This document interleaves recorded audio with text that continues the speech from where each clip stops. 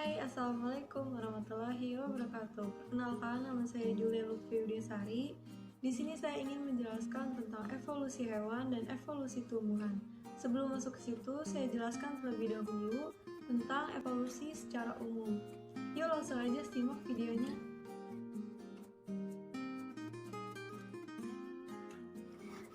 Nah, kalian tahu nggak sih apa itu evolusi? Evolusi itu perubahan struktur makhluk hidup yang berlangsung secara perlahan-lahan dalam waktu yang lama.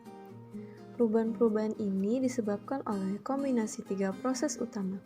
Yang pertama, variasi, reproduksi, dan seleksi. Sifat-sifat yang menjadi dasar evolusi ini dibawa oleh gen yang diwariskan kepada keturunan suatu makhluk hidup dan menjadi bervariasi dalam suatu populasi. Ketika organisme bereproduksi, keturunannya akan mempunyai sifat-sifat yang baru. Sifat baru dapat diperoleh dari perubahan gen akibat mutasi ataupun transfer gen antar populasi dan antar spesies. Pada spesies yang bereproduksi secara seksual, kombinasi gen yang baru juga dihasilkan oleh rekombinasi genetika yang dapat meningkatkan variasi antara organisme. Evolusi terjadi ketika perbedaan-perbedaan terwariskan ini menjadi lebih umum atau langka dalam suatu populasi. Lalu, evolusi juga mencakup dua hal, yaitu evolusi organik dan evolusi molekular atau anorganik. Evolusi organik, ini evolusi biologi dimulai dari titik kulminasi evolusi kimia asal mula terjadinya kehidupan dan proses kehidupan yang sedang berlangsung. Kemudian evolusi molekular atau anorganik, yakni asal-usul makhluk hidup di bumi berdasarkan fakta dan penalaran teoritis, atau dapat diartikan juga sebagai asal mula terjadinya kehidupan pada tingkat molekuler.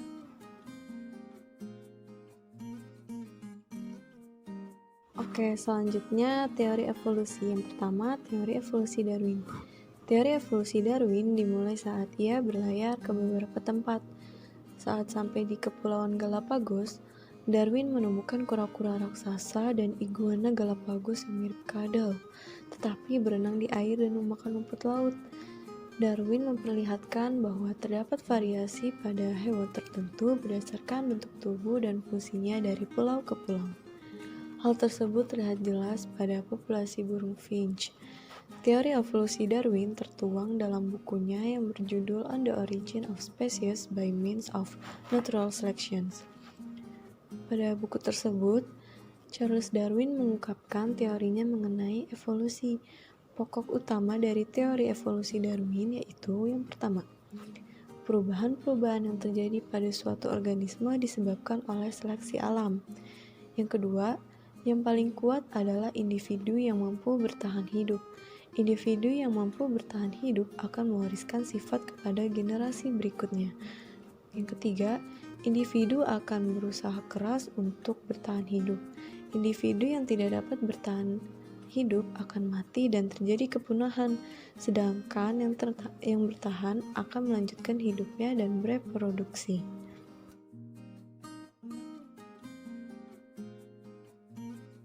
Kemudian selanjutnya teori evolusi Lamarck.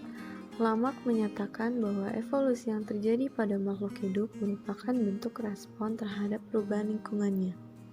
Oleh karena itu, Lamarck merupakan orang pertama yang menyatakan bahwa makhluk hidup melakukan evolusi. Berikut terdapat fakta mengenai teori evolusi Lamarck. Pertama, mengenai penemuan fosil memperlihatkan bahwa makhluk hidup di masa lampau berbeda dengan yang hidup saat ini. Kedua, teorinya menjelaskan mengapa setiap makhluk hidup memiliki adaptasi yang baik terhadap lingkungannya.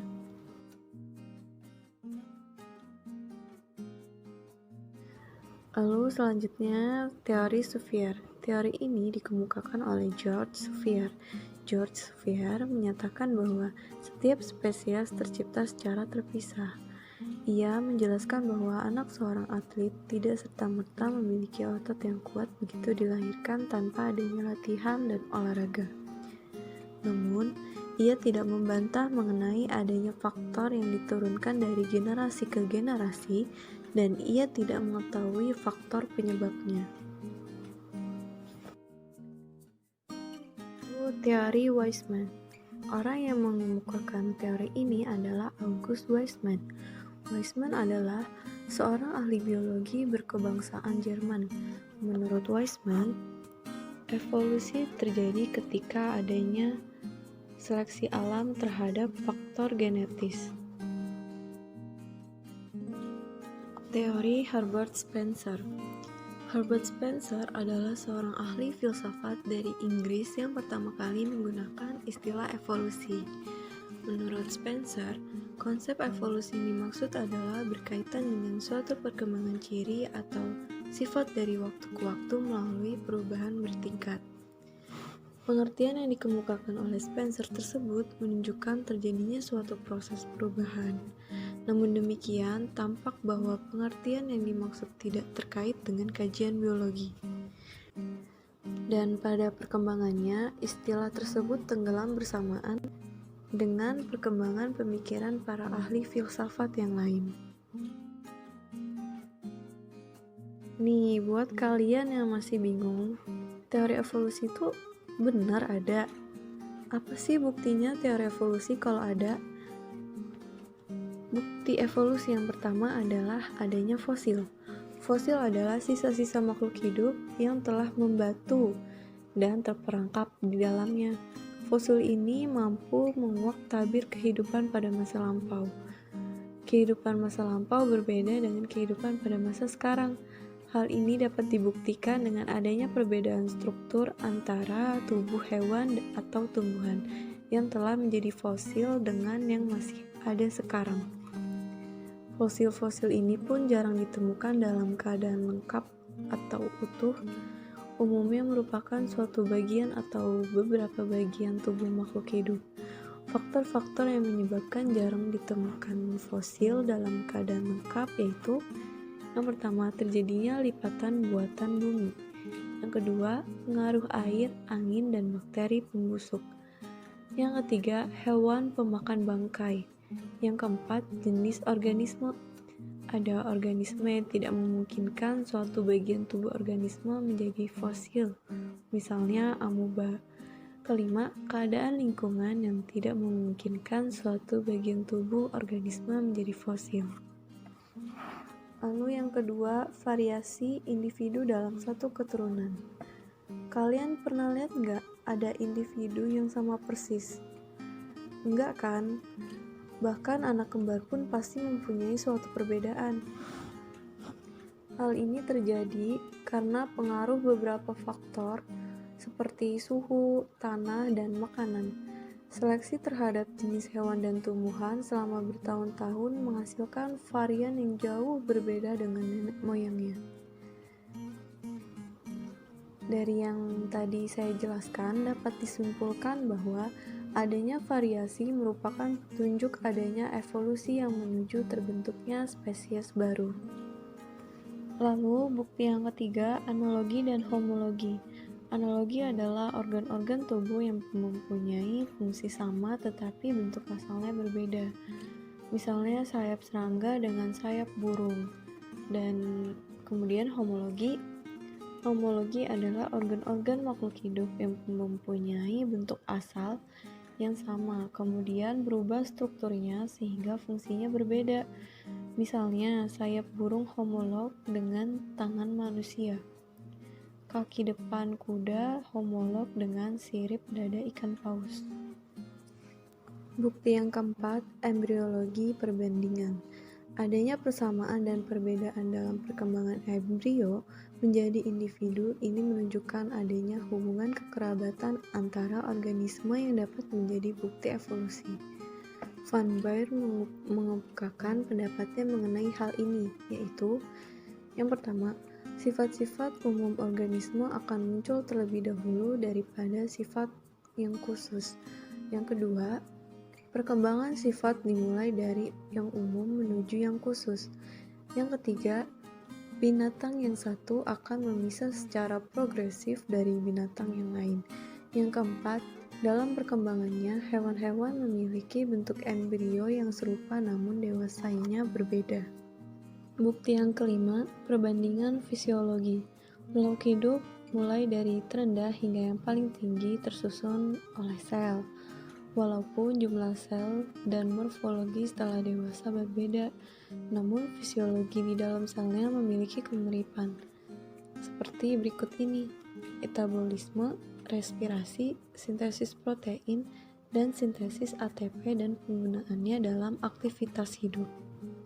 Yang terakhir, biogeografi. Penyebaran hewan dan tumbuhan di berbagai daerah merupakan pendukung kuat adanya evolusi. Perjalanan Darwin ke Galapagos telah membuahkan bukti bahwa pada pulau-pulau yang berdekatan ditemukan jenis hewan yang mirip.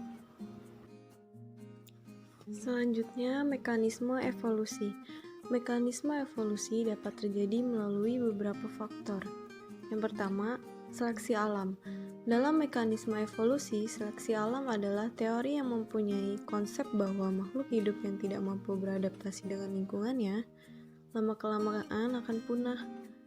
Makhluk hidup yang tertinggal hanyalah mereka yang mampu beradaptasi dengan lingkungannya, dan antara makhluk hidup yang satu dengan yang lainnya akan saling bersaing untuk dapat tetap bertahan hidup. Yang kedua, mutasi gen. Mutasi yang terjadi pada sel tubuh tidak akan diwariskan. Sementara itu, mutasi pada sel kelamin dapat mengakibatkan timbulnya sifat baru yang menguntungkan. Jika sifat baru tersebut dapat beradaptasi dengan lingkungannya, maka akan bertahan hidup dan mewariskan mutasi yang dialaminya kepada keturunannya. Berdasarkan anggapan bahwa terdapat mutasi yang menguntungkan, muncullah teori evolusi baru, yaitu teori sintetis modern. Pada intinya, teori ini berisi tentang konsep mutasi pada teori seleksi alam Darwin. Oleh karena itu, teori ini juga dikenal sebagai neo-Darwinisme. Kemudian, mekanisme evolusi yang selanjutnya adalah spesiasi. Spesiasi adalah proses pembentukan spesies baru. Proses pembentukan spesies alami dibedakan menjadi beberapa jenis, yaitu yang pertama, spesiasi alopatrik. Terjadi karena adanya penghalang fisik seperti sungai, gunung, letak geografis, dan sebagainya. Penghalang ini memisahkan sebuah populasi dari populasi induknya, yang berarti memotong aliran gen antar kedua populasi tersebut. Contoh dari spesiasi ini adalah hasil evolusi dari populasi burung kutilang atau finch di Kepulauan Galapagos yang terpisah dari populasi induknya di benua Amerika bagian selatan. Yang kedua, spesiasi parapatrik. Terjadi pada populasi-populasi yang letaknya berdekatan. Kelompok gen mereka menjadi terpisah oleh variasi lingkungan. Sebagai contoh adalah rumput yang tumbuh di lingkungan toksik akan mengembangkan toleransi terhadap logam berat yang tidak dipunyai oleh rumput di sebelahnya yang tidak berpolusi. Kemudian yang ketiga, spesiasi simpatrik. Spesiasi jenis ini terjadi pada tanaman hasil poliploidi atau mutasi buatan. Poliploidi adalah peristiwa penggadaan jumlah kromosom yang melebihi aslinya, misalnya dari 2N menjadi 3N. Selanjutnya yang terakhir adalah migrasi. Migrasi atau perpindahan anggota populasi dapat berlangsung sebagai emigrasi atau imigrasi. Jika perpindahan ini menyebabkan populasi terjebak atau terisolasi oleh kondisi geografis, maka akan menyebabkan terbentuknya keseimbangan genetik baru di tempat tersebut. Saya di sini mengambil contoh evolusi leher jerapah dari Lamarck. Lamarck mengungkapkan bahwa makhluk hidup merupakan tingkat-tingkat perkembangan kehidupan, sedang manusia berada di puncak perkembangan tersebut, yang artinya bahwa tidak akan muncul lagi makhluk hidup yang lebih tinggi tingkat kesempurnaannya di masa yang akan datang. Proses perkembangan tersebut menurut Lamarck dipengaruhi oleh kebiasaan. Kebiasaan tersebut akan menyebabkan perubahan struktur tubuh atau anatomi dan diwariskan kepada keturunannya. Sebagai akibat pengaruh kebiasaan tersebut, Lamarck menyimpulkan bahwa organ-organ yang digunakan akan berkembang sedangkan organ yang tidak digunakan akan mengalami kemunduran. Nah, di Lamarck memberikan contoh fenomena jerapah sebagai pendukung teorinya. Menurut Lamarck, jerapah pada mulanya berleher pendek karena sering digunakan untuk menggapai pucuk daun dedaunan yang semakin tinggi. Maka leher jerapah menjadi panjang. Mengapa jerapah harus menggapai pucuk dedaunan yang tinggi? Lamarck menjelaskan bahwa pucuk di bagian bawah telah habis dimakan, sehingga untuk mempertahankan hidup, maka jerapah harus menjangkau pucuk di dedaunan yang tinggi. Dari contoh tersebut, jelas bahwa faktor lingkungan yakni pucuk dedaunan yang semakin tinggi untuk dijangkau telah memengaruhi jerapah untuk menjulurkan lehernya.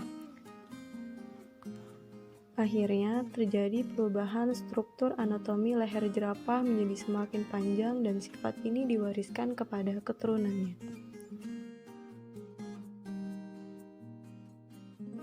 Kemudian, menurut Charles Darwin mengatakan bahwa evolusi diakibatkan seleksi alam dan adaptasi.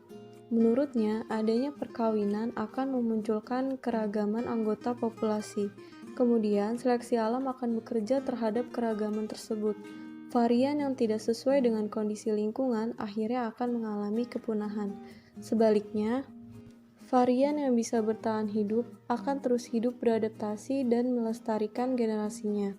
Mekanisme seleksi alam dan adaptasi ini pada akhirnya akan memunculkan spesies baru. Menurut Darwin, asalnya anggota populasi jerapah ada yang berleher panjang dan ada juga yang berleher pendek. Kondisi lingkungan sabana, yaitu padang rumput luas dengan perdu dan pepohonan tinggi beranting banyak, memaksa populasi ini untuk memakan dedaunan yang berada di ujung ranting. Tempat yang tinggi membuat jerapah yang berleher panjang bertahan hidup dan mewariskan sifat unggulnya pada keturunannya. Sedangkan jerapah berleher pendek punah karena kalah saing dengan jerapah berleher panjang. Selanjutnya ada perbandingan teori evolusi Lamarck, Darwin, dan Weismann. Yang pertama, teori evolusi Weismann versus teori evolusi Darwin. Weismann tidak menentang teori evolusi Darwin, namun justru menjelaskan teori Darwin.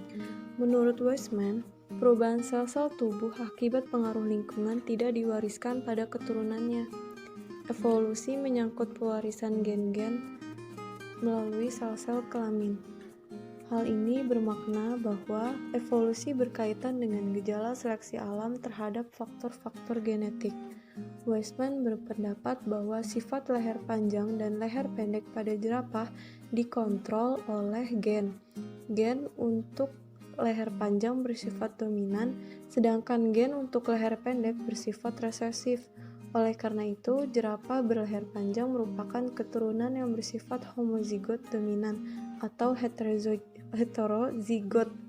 Sebaliknya, jerapah berleher pendek merupakan keturunan yang bersifat homozigot resesif. Jerapah berleher pendek yang homozigot resesif tidak mampu beradaptasi dengan lingkungannya sehingga punah. Kemudian, teori Lamarck versus teori Weismann. Weismann berpendapat bahwa perubahan sel tubuh akibat pengaruh lingkungan tidak diwariskan kepada keturunannya, sedangkan Lamarck berpendapat sebaliknya. Sekarang kita akan membahas tentang evolusi tumbuhan. Periode evolusi tumbuhan. Menurut Campbell, berdasarkan catatan fosil yang ada, sejarah adaptasi daratan oleh tumbuhan terdapat 4 periode utama evolusi tumbuhan. Periode tersebut merupakan radiasi adaptif yang mengikuti evolusi struktur bagi peluang kehidupan di darat. Periode pertama. Periode pertama evolusi yaitu selama masa Ordovisian, zaman Paleozoikum. Sekitar 475 juta tahun silam, asal mula tumbuhan diduga berasal dari nenek moyang akuatik atau alga hijau.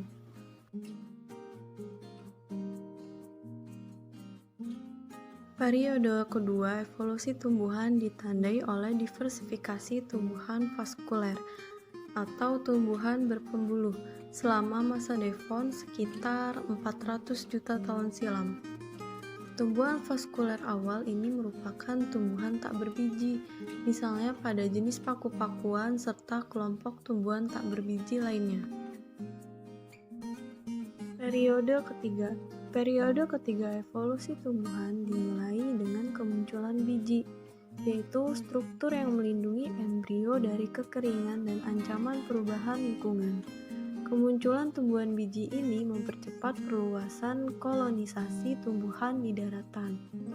Tumbuhan vaskuler berbiji muncul kira-kira 360 juta tahun yang lalu dengan kemunculan Gymnospermae. Gymnospermae dalam bahasa Yunani, gymnos yang artinya terbuka dan spermae yang artinya benih atau biji. Gymnospermae terdiri atas konifer dengan berbagai variasi jenisnya.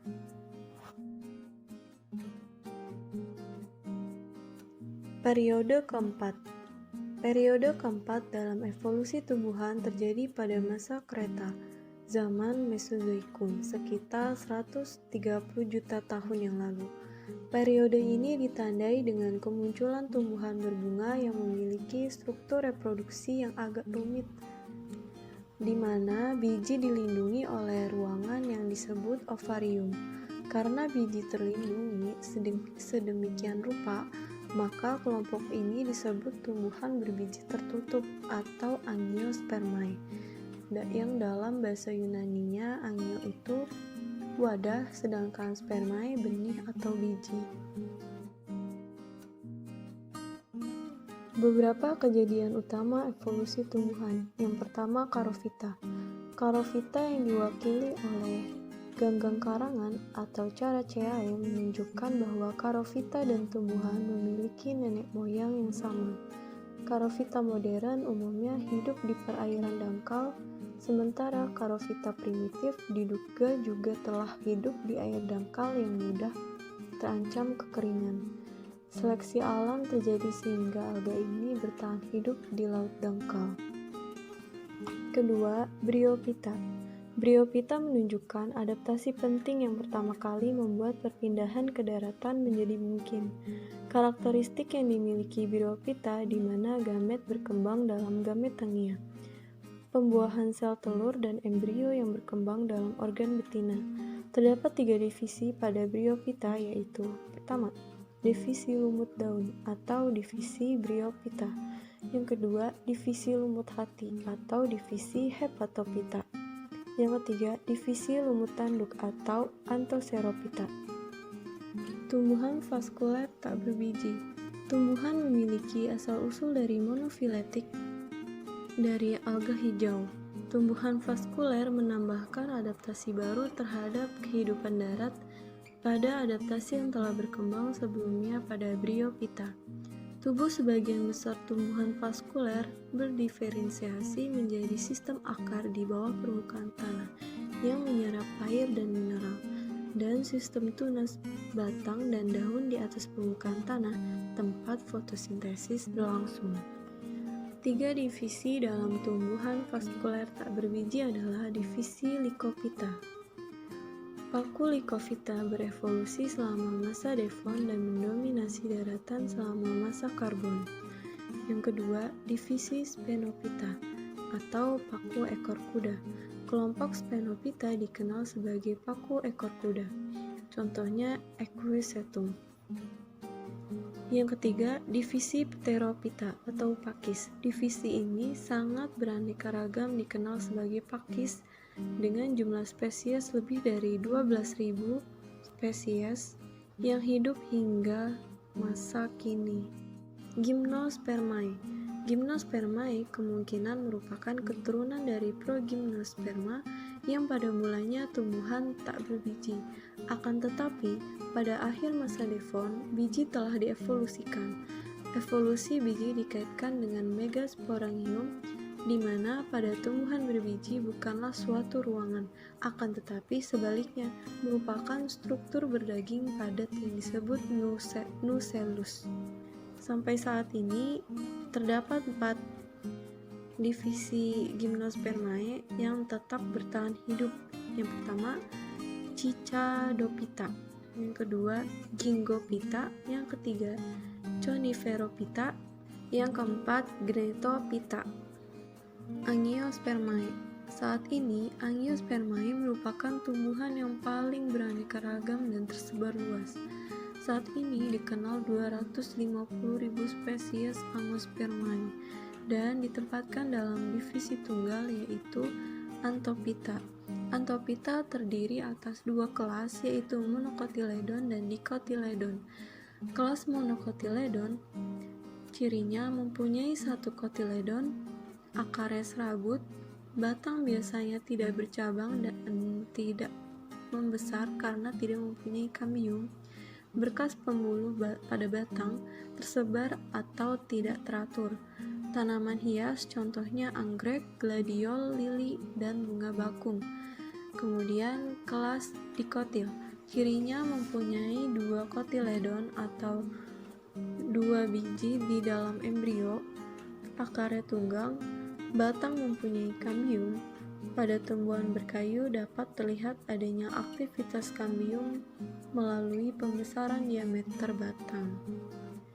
Selama masa evolusi Angiospermae, xilem merupakan bagian yang lebih terspesialisasi. Xilem diduga berkembang dari sel-sel trakeit yang pada Gymnospermae berperan menghantarkan air. Selain spesialisasi xilem, faktor terbesar perkembangan Angiospermae adalah evolusi bunga. Bunga memiliki tingkat efisiensi reproduksi yang sangat tinggi pada Semoga yang tadi saya sampaikan bermanfaat dan sekian dari saya. Wassalamualaikum warahmatullahi wabarakatuh.